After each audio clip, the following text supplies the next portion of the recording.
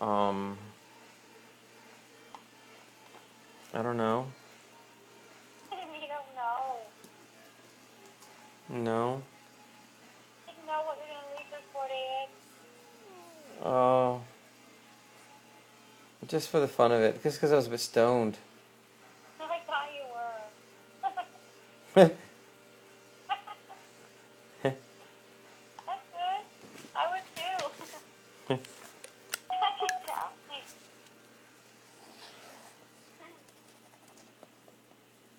Nothing wrong with it, Dad. Just don't be too crazy, alright? Yeah.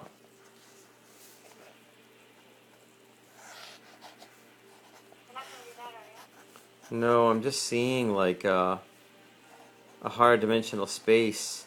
And I was trying to explain to Hannah how she could make a video and get famous, but she wasn't really interested in very much.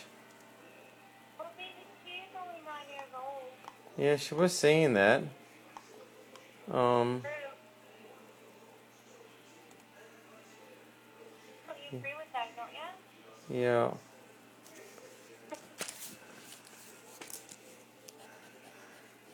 So you never made any money today?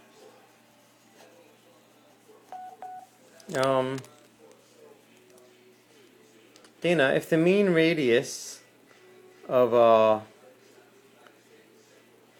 the moon is 1738.14 kilometers, what's the radius?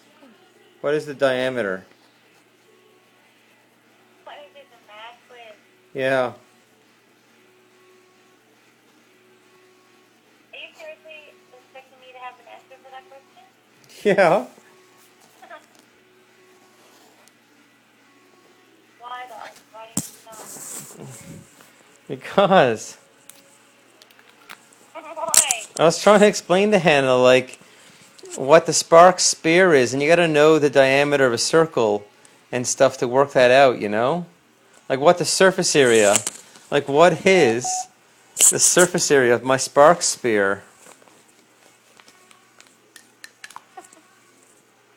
David, Yeah. leave her alone. Tina, do you know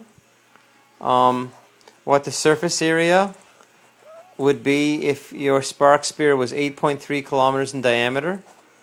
No, I have no idea. Do you want to know? Um, Well, how big? What country do you think? What country do you think that the surface area would equal to?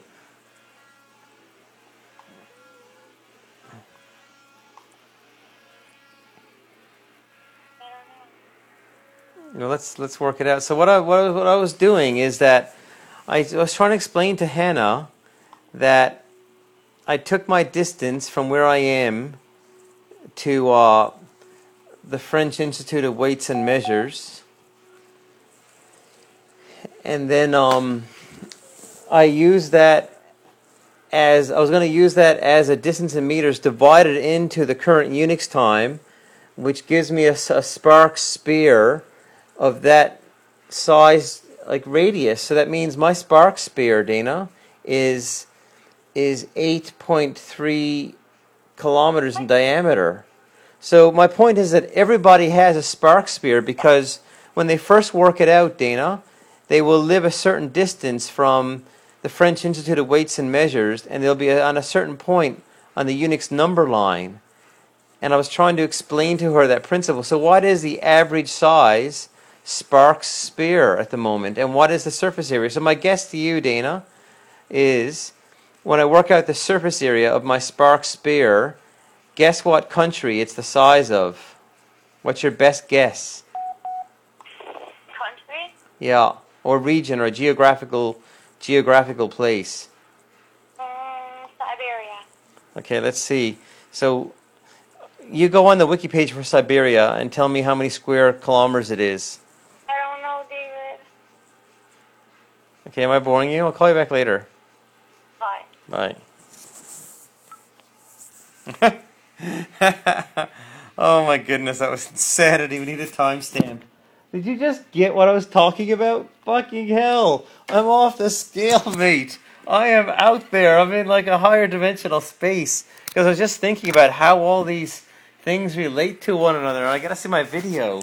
It's beautiful. I was looking at my spark spear and its radius, and then what the size of the moon would be and its diameter, and how many spark spears would fit across, and what the surface area of the spark spear is when you consider that the spark spear is formed. Or you can make out your spark spear. Just take your current Unix timestamp, which is, for me, it was 1,350,688,655. But roughly, when you divide in my distance to the the BIPM.org, that's the origin of atomic time. Because I use atomic time and CERN, because when I divide that by, so I'm three. Okay, look, here's the Earth.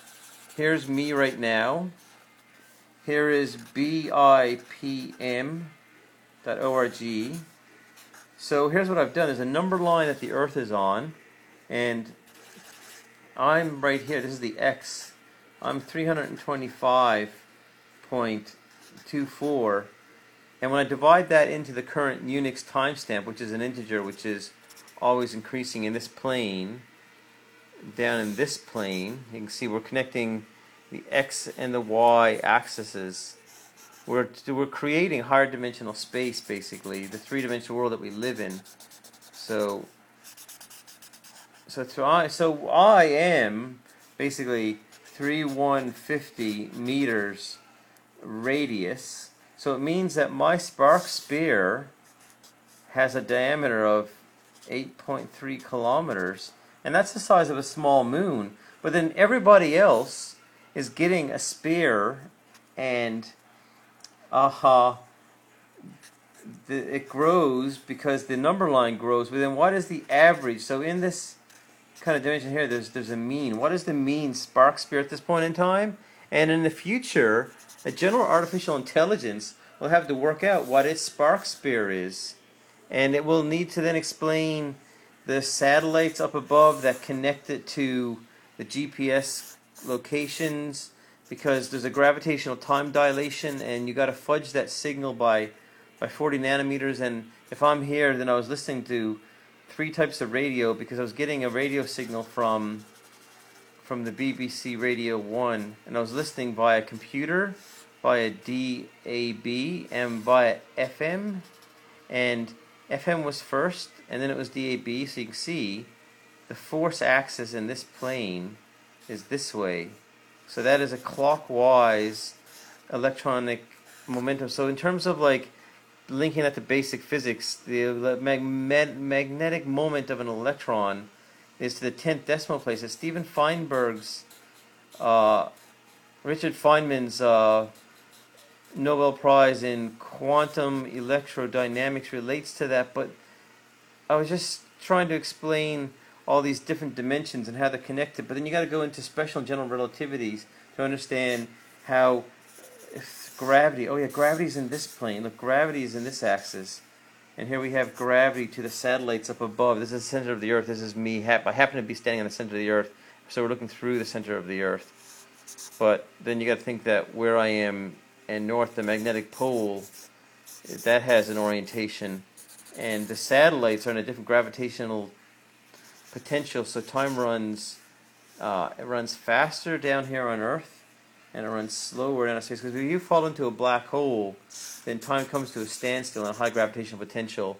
So you got to link special and general relativity to, because in my house I put a string. Here's what I did: I put a string from the front door to the back, and I filmed that string. But I already know my GPS coordinate because the Google car went down the road outside of me. I haven't had my own GPS, which I would do and get those points.